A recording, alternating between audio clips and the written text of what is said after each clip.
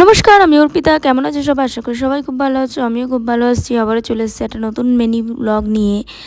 অফিসের উদ্দেশ্যে বেরিয়ে পড়েছি। ফাইনালি অফিসে চলে এসেছি। মন্দির দর্শন করলাম, করে এখন যাব রেডি হতে।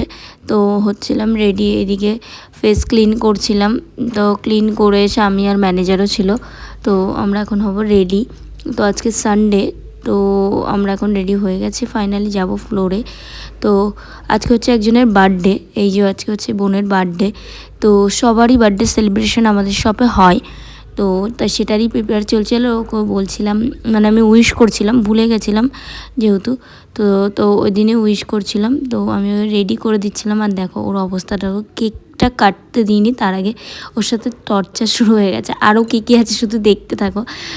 তো এখানে খাওয়া দাওয়া চলছিল, তারপরেই দেখো জাস্ট ওকে ওকে কেকটা কি বাজেভাবে মাখালো।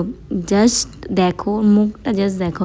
আর এখানে দেখে মনে হচ্ছে যে ঝামেলা চলছে, বাট এইগুলো কিন্তু কোনো ঝামেলা না। আমাদেরই এই প্রতিটা সেলিব্রেশনে এরকম শুরু হয়ে যায়। আর ওটা কেক মাখামাখি হচ্ছিল, কোনো ঝামেলা নয়।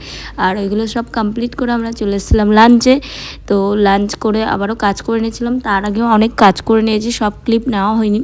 তো অফিসও ফাইনালি ডান হয়ে গেছে। এখন সুরজিৎ নিতে চলে আসবে, এখন যাব বাড়ি যাওয়ার উদ্দেশ্যে। আর আজকে সানডে ছিল, অনেক অনেক কাজ ছিল, কাজ করেছি, বাট সব কিছু নিতে পারি না, যেন নেওয়া যায় না। তো আজকে সারাদিনটা আমার এমনই কাটলো। তোমাদের কেমন কাটলো জানিও। Tata, bye bye.